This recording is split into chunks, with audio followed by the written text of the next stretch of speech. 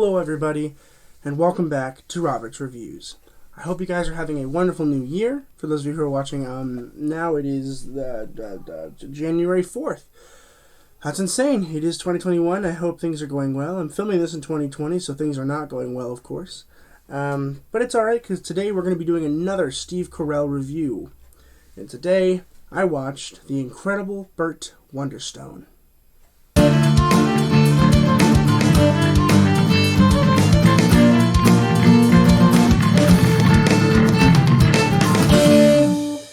The Incredible Burt Wonderstone was released in 2013, so we're getting there. We have like 7 years left until we're at 2020, although this comes out in 2021, so I guess we have 8 more years of Steve Carell left to get through before we are 100% caught up on Steve Carell films.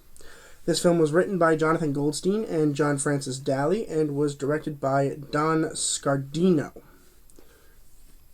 So I didn't really know what to think about this movie, but I was kind of excited about it, and here's why. So I saw the cast list, right? And I was like, holy crap. Steve Carell, Steve Buscemi, Olivia Wilde, and Jim Carrey.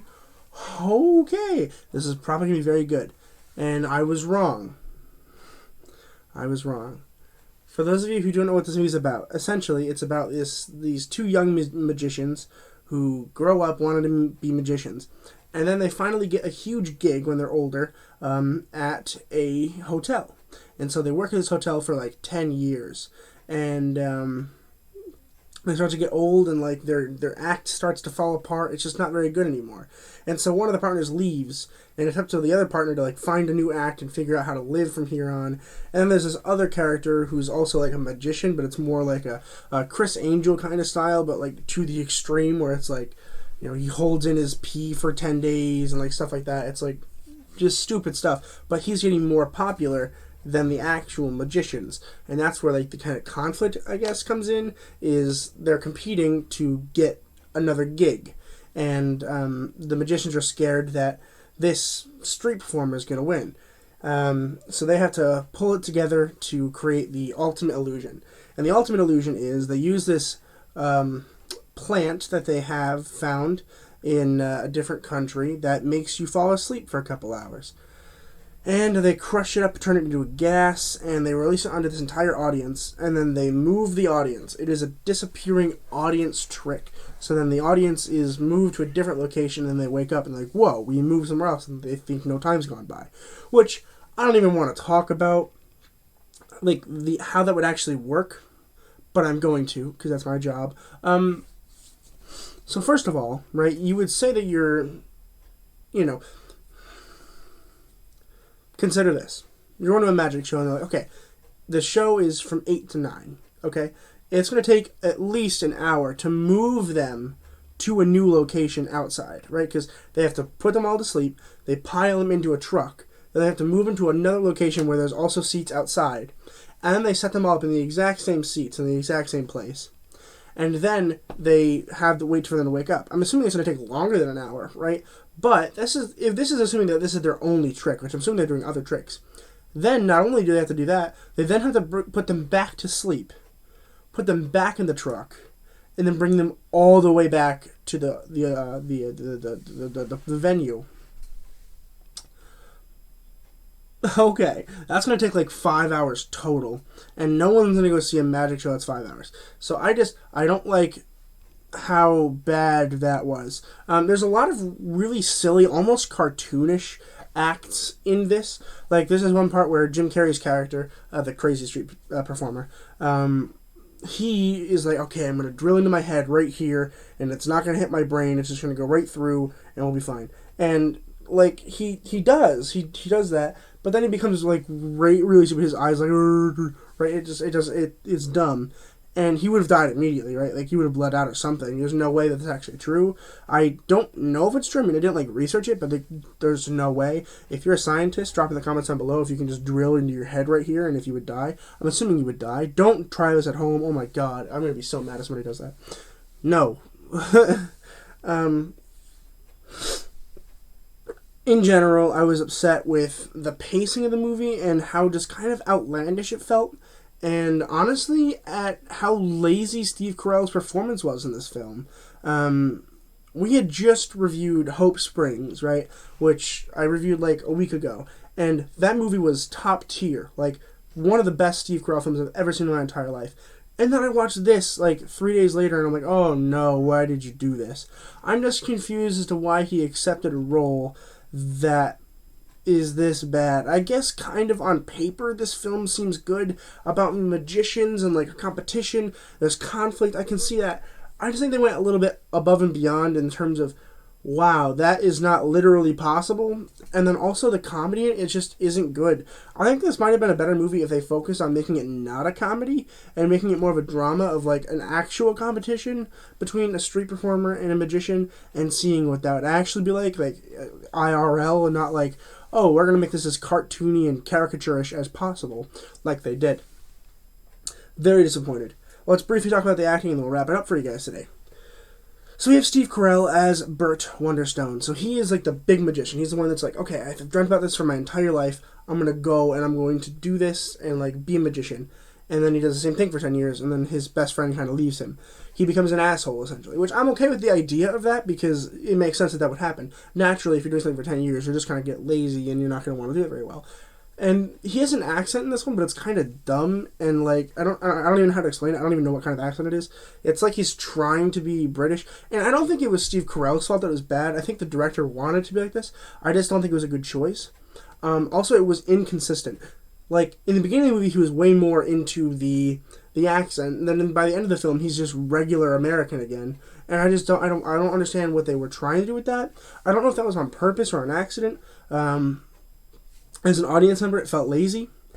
And overall, Steve Carell's performance was like just not good. I don't know what he was doing in 2013, but he shouldn't have been doing this.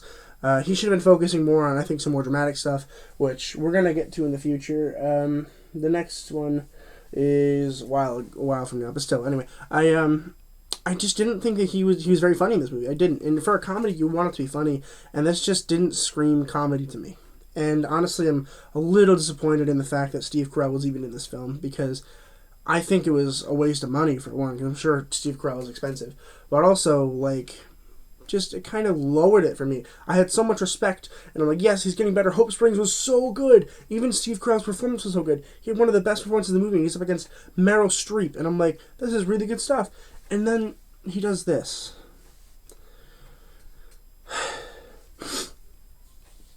It really is just super disappointing, and I'm upset that this had to happen. Anyway, we have Steve Buscemi as Anton Marvelton, who is his friend. So we have Burt Wonderstone and Anton Marvelton together. They're best friends that grew up together. And then Anton gets mad at Burt because Burt's being an asshole, essentially. And so they kind of split apart. And then they come back together because they're best friends, and that's what they do. But my issue with this was that the entire plot kind of revolved around him going to a different country to like learn magic there, or like teach magic there, and find this whole plant. If he didn't do that, the whole movie would have been a waste of time. I just don't like things that like literally hinge on like that one tiny plot detail. But that's just a minor fault. I think Buscemi did a great job. I think he did better than Steve Carell. And I definitely enjoyed watching the performance a lot. I think he was better than Steve Carell in all aspects of the performance. But I think a lot of that had to do with the fact that his like main goal wasn't comedy like Steve Carell's was. He's not the main character. He doesn't really care about comedy. He's there as almost the dramatic relief of this film, where he's like, all right, I'm taking this seriously. I'm going to go. And like, it really is a nice, refreshing twist on a comedy. And I really enjoyed watching his performance. The best performance of the film, however, goes to Olivia Wilde as Jane. Now, Jane is a like crew member working for Steve Carell. And then all of a sudden, she gets brought onto the stage because one of his assistants leaves because she hates him or whatever. Happens a lot. And then Jane's like, I want to be a real magician. And then Steve Carell's like, well, you're a girl. You can't do that, blah, blah, blah. And then she's like, blah, blah, blah. And then she does magic. And then she quickly becomes not only a lead magician in the show, but also awkwardly a romantic interest for Steve Carell's character. But she says in the film that she watched Burt Wonderstone when she was a kid growing up, and that's how she wanted to become a magician. So the age difference there has got to be insane. So it felt almost uncomfortable. I know they're probably the same age or like even like pretty close in terms of like actual acting, but sitting there watching them like make out, and I was like, oh no. I remember her mentioning earlier that she like watched him grow up. Like that's insane. But the performance was really, really great, and like I felt for her, right? I really, really cared that she became more popular. I was like, she deserves more, and I really enjoyed watching that. And lastly, Jim Carrey as Steve Gray. Why did you waste money on on Jim Carrey here as well? I just don't understand why he was even in the film. He was not a main character, which is fine. I'm okay if you don't want to be main. Like, I mean, even Steve Carell was like barely a main character in Hope Springs, but he was really good.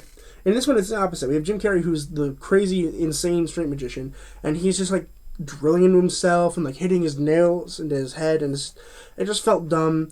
Anyone could have done it probably and done fine. Not that Jim Carrey was bad in the movie. It's just like I don't think it was a waste of Jim Carrey. You know, we see great movies with Jim Carrey like Liar Liar and The Eternal Sunshine of the Spotless Mind, and then I watch this and I'm like, oh, why'd you have to do that? I will be starting a Jim Carrey series in the future. After I'm done with like Steve Carell and Leonardo DiCaprio, which I'm getting close to. I think it'll be done by like March, February, March. We'll be done with all that. Assuming we keep doing incrementally. Might get to the point where I get to like the last 5 of each and I just take a whole week and do all of them. We'll see. Drop it down in the comments below if you have a preference for what I want to do there. But anyway, a huge disappointment in The Incredible Burt Wonderstone. I watched it and was very, very upset. And that's why I have to give this movie a D+. Unfortunately, as much as I love Steve Carell, this was, I think, his low point in his career. I did not like this movie. I did not really like watching him. Overall, like, it wasn't, like, I had fun watching it, but for the wrong reasons. Every time somebody would say something or do something, I'd be like, wow, that's ridiculous. I love it and I hate it. And it just came to the point where I was like, this just should be a cartoon. If you want to make it this funny and, like, this outlandish, just make it a cartoon. It felt so awkward watching this, and I just didn't, it was not for me. Drop it in the comments below if you've seen this movie, and if you liked it, if you hated it, let me know. Make sure you subscribe. I know a lot of you are not subscribed that watch these, so make sure you subscribe. As always, that does it for me today. Keep watching movies and television, stay educated, and I'll see you guys right on in the next video.